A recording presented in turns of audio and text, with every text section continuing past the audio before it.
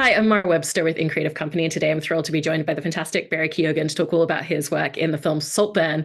And I wanted to start by talking a little bit about your notebooks, because I've heard you talk about how, in essence, you created these 5 different versions of who you wanted Oliver to be throughout the film and would create different notes about what his motivations were going to be at different points in the film, the physicality, the tone of voice.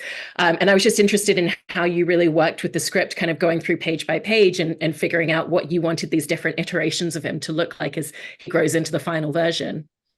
Yeah, so I did have 5 notebooks, and it was just more for my kind of process to kind of monitor the arc of Oliver, because I see him at the start as being quite naive and innocent. Well, obviously given the impression.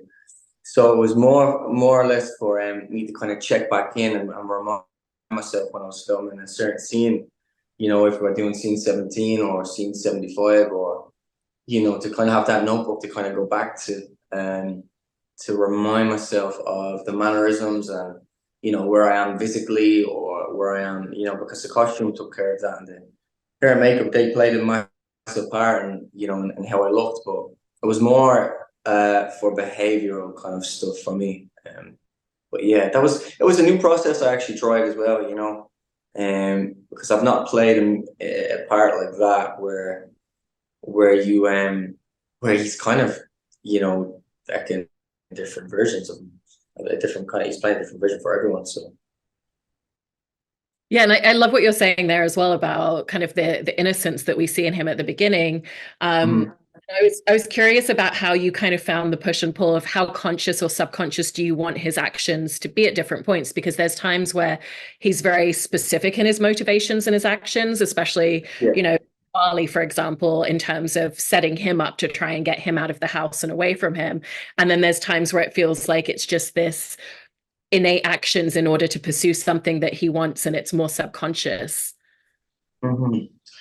Yeah, it was you know for me it was. I think I don't know who told me to kind of try it. I'm not sure. It was someone mentioned it to me. They were like, I think this might help with your way of trying to figure him out and that. And then I kind of went through the script and realized that he does have a different version for everyone else, and he has a different version for Elspeth to Venetia to Farley, and and he plays a different part and knows how to play them to get what he wants.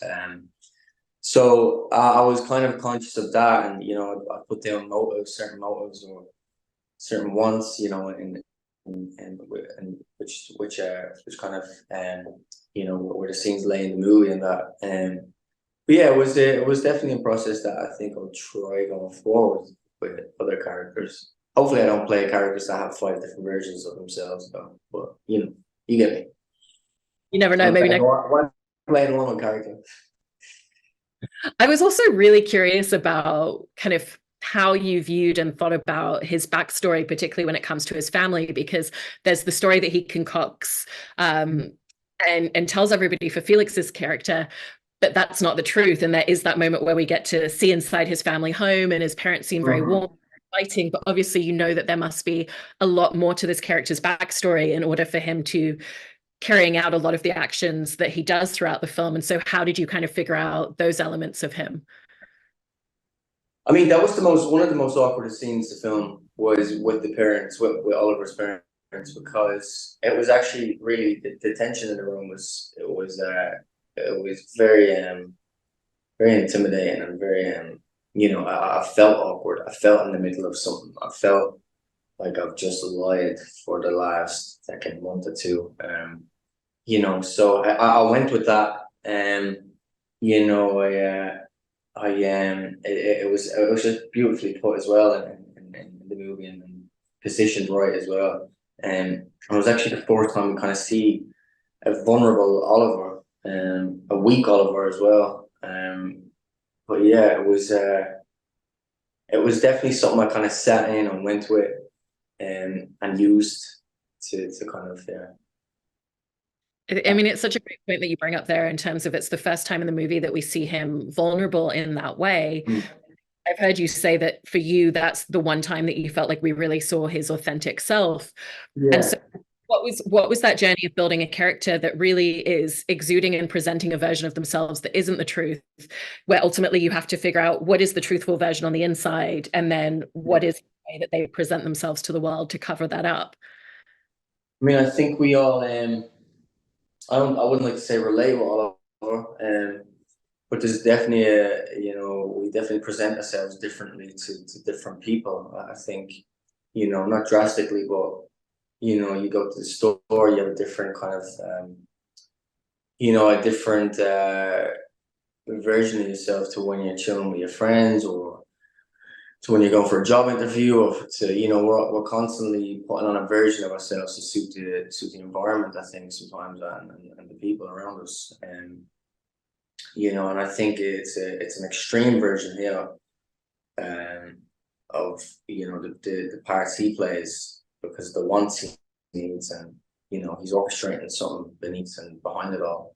But we do see the core, and we do see a little boy in him, when he goes back to the parents' house. So it is interesting, and it's, as an actor, to kind of have that contrast, and to go back that much, and then the next scene or two to kind of flip it on its head, and physically be different, and hold yourself different with a different demeanor. It's exciting. No, and I love that point as well about the different versions of him with each of the members of the family at the house in Saltburn, because like Venetia's a really interesting one to look at, because it Yeah. feels like that's the position where he has the most power out of all the Yeah. relationships go. And so what was the difference for you and how you wanted him to exert that in the relationship and dynamic with Venetia? I think he has to be the most, he has to have the most power with Anisha, because she sees right through him. So therefore he has to kind of put on the most powerless version of himself, and most intimidating version of himself, and the fearless version of himself. And there's no kind of sweetness to it, really. It's very, very domineering and demanding. So it was fun to play with that. It was fun to play with all the different versions of him. Even towards the end, when he's mature, and he has a different kind of physicality in how he stands and presents himself, and even in his pace of how he speaks. So just as an actor, it was a joy to get to kind of step into that, and play around with it. Right. And I also love how much he exists where he's in plain sight and he's keenly observing and watching and listening to everything that everyone around him is saying. And they're Mhm. so involved so much of the time that they're just talking over him or talking in front of Yeah. him, and they account for the fact that he's in the room.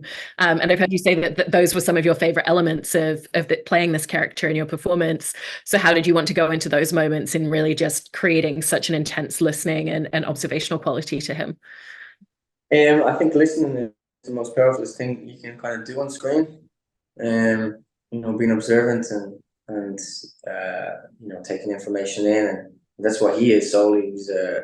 He's getting all this information, and just using it as ammunition, and to plan his next steps, and he is a total observer. It's just a joy for him to be there and let these people reveal themselves in front of him. But it's nice when you don't have to have dialogue, to make yourself, heard or seen. So yeah, I really get to enjoy it. I really enjoy watching people listen on screen as well. Total behavior. Yeah.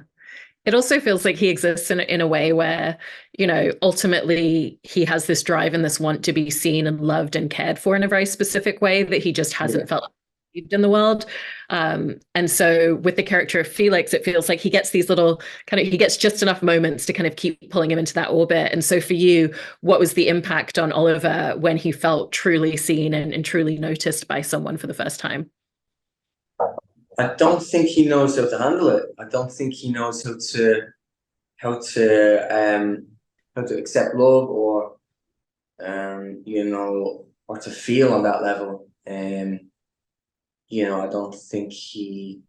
Yeah, I just think he's comfortable in those situations, he'd rather be an outsider and an observer rather than in the middle getting the attention and, you know.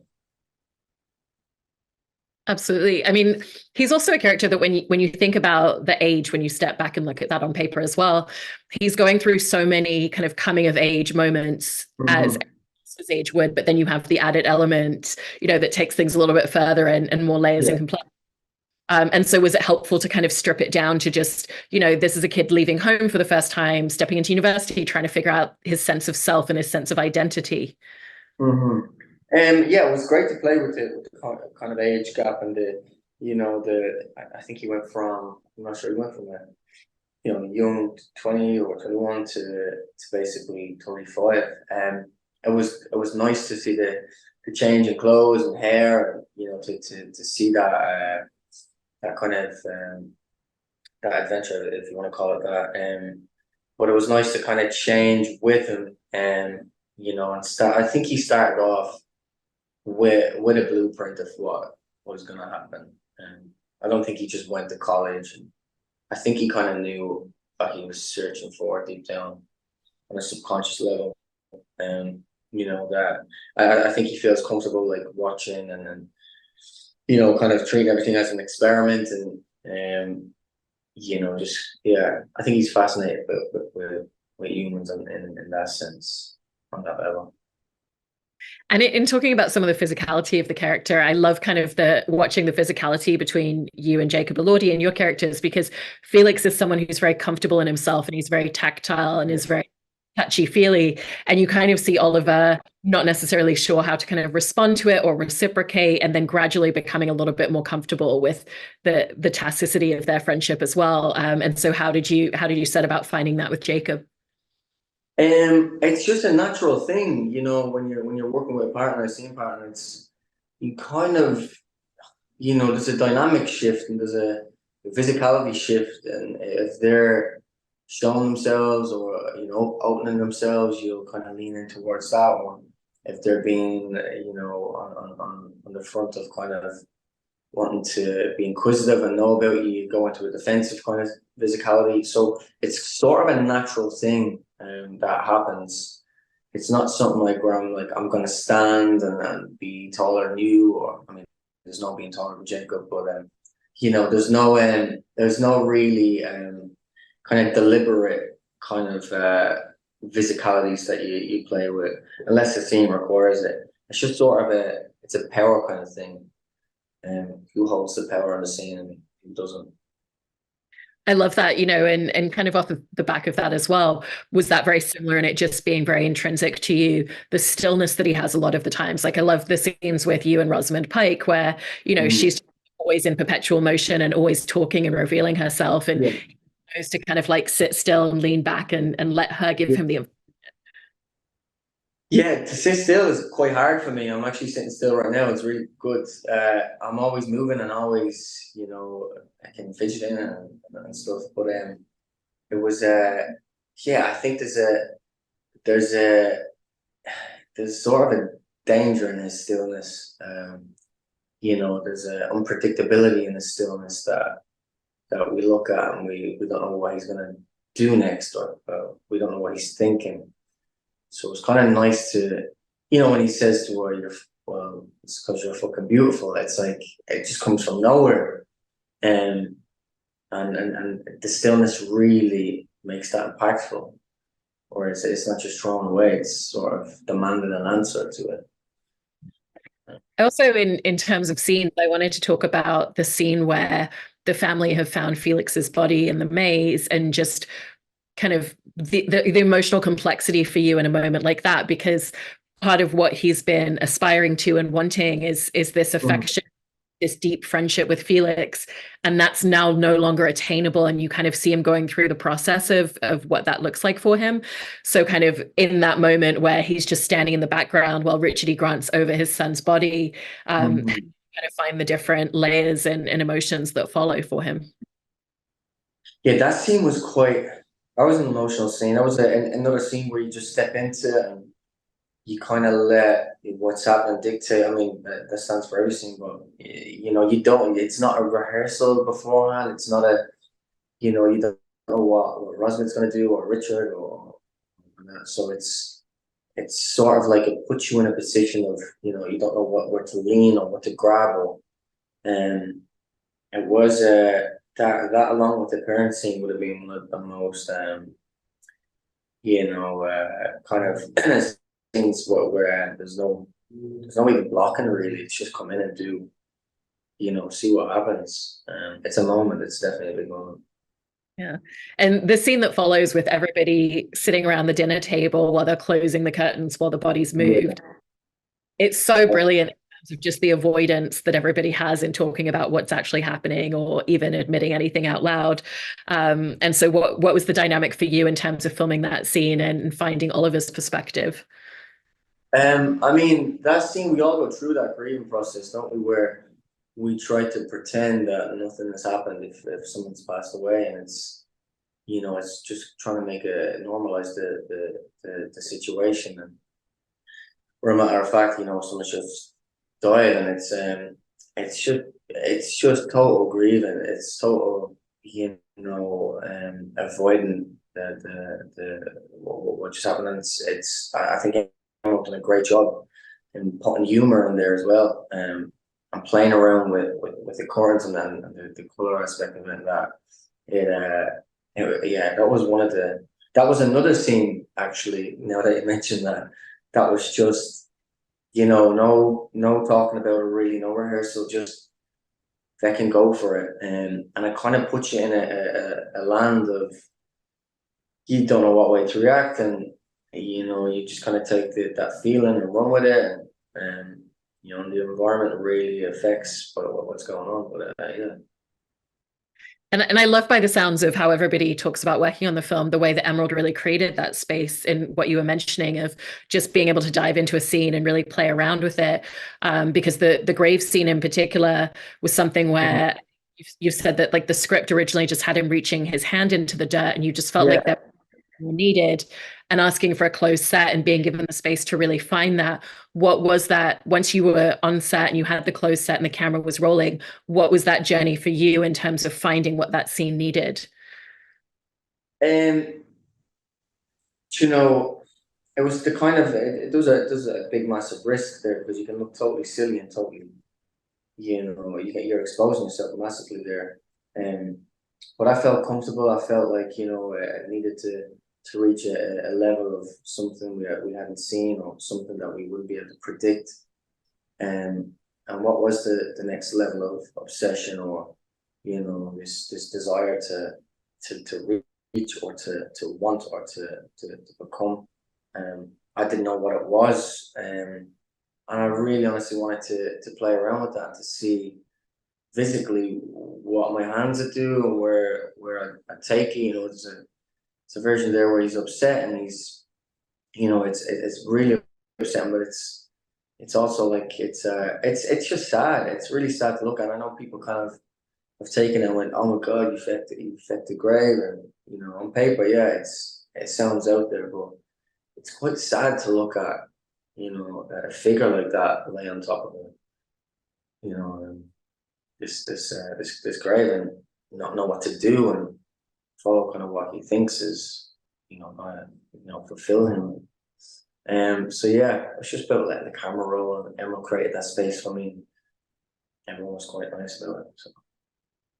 It is, and I feel like a lot of the touch points that you're mentioning there as well, in terms of just that obsession and the confusion in himself, also kind of we see earlier on in the bathtub scene as well. And I love that you made like really specific choices about, kind of like the way that his cheek touches the bottom of the bathtub. Yeah. Trying to be closer to Felix without him being in the room. And so similarly, how did you kind of make sure that you were capturing the different complexities and the touch points in a scene like that as well, which again, there's just so much riding on the execution of it for you. Yeah, again, it was, get down and kind of slurp, and inhale the remains of Jacob's body fluid, but it's well, Felix's. But it was, I wanted to see again. I wanted to kind of reach something where it felt that I was confused by, and I didn't know what I was trying to achieve, or not me as Barry, but as Oliver. He didn't know what he was trying to get by doing that, but he wanted it on him or in him, or he wanted to feel something from it, or I think a massive part of that is the whole confusion, the whole confused side of it. He's not fulfilled by it, so he keeps trotting on forward, and so yeah, it was just another kind of thing of making it like animalistic, like and becoming part of it rather than yeah, if that makes sense. It does. And kind of like going back to some of what you were talking about earlier in terms of just the different versions and stages of Oliver, once they lose Felix, it feels like that's a real shift for him because there's still certain things that he wants that are the same, but it's that draw for that love that he knows he's not going to get from any of the other family members in the same way that he was trying to get it with Felix. And so following his passing, how did that really shift and change the dynamic of Oliver for you? It was there's definitely an acceleration there in how he's going back and kind of reevaluating basically, and there's an anger to it. There's there's definitely a massive shift, and something I wanted to make very very very seen and felt. But yeah, it was again, that's another turning point for Oliver, and as an actor, like to get these moments where you can totally shift your body and totally shift your demeanor and play around with all, it's just great. It is. I love that. I also wanted to talk about working with Polly Bennett, who was the choreographer who on the final scene for Sophie Ellis-Bextor's Murder on the Dance Floor, because it's such a brilliantly executed scene in the facet that really captures this sense of freedom that he feels and a lack of consciousness, but yet it had to be so specifically choreographed in terms of the way you're moving around the space, because the camera obviously needs to be able to track and follow that as well. And so what was that experience in terms of filming a scene that needs to feel incredibly free-flowing and have no self-consciousness, and yet has to be very meticulous in terms of the literal steps that you're taking? Polly, I remember Polly's direction being, I wanted to be you and not to be too step focused, if that makes sense. And so we wanted to kind of incorporate a naturalism to it, where it's fluidity and it's it's not rehearsed obviously, and it's total just control and moving the body and feeling free, and that sort of helps. But we worked on it a few times and we kind of hit the mark, and then it was just about really fine tuning it with the camera, and there was some corners we cut too fast and we didn't catch that beat, and so it's just about perfecting it. But it was really fun to play. I really mean that. It's definitely another moment for me to rise and show maturity as an actor, and to to challenge myself as well. So I really had a lot of fun with it. And lastly, with all the roles that you've done, this was your first opportunity in being number one on the call sheet and being the lead of a whole film. And I've heard you talk a little bit about an awareness of even just the stamina that was going to take. And so how did you approach figuring that out for yourself? I mean, eating well, working out, that was the main priority for me. Knowing the material, obviously I go in already knowing the material, knowing the character, but it was the stamina was a different stamina for me. Not to say that I don't commit or bring the same energy to a supporting part or anything I do, but this was definitely when you're in every single fucking frame. I'm not complaining because it was what I wanted, but there's definitely stamina required, and energy, and commitment, and also a chance to kind of be open to taking it a different way or a different direction, not being preempted and so set in stone with stuff. Going in knowing all of your stuff, but also having an open kind of mind to trying different things, and that comes down to knowing your character. So.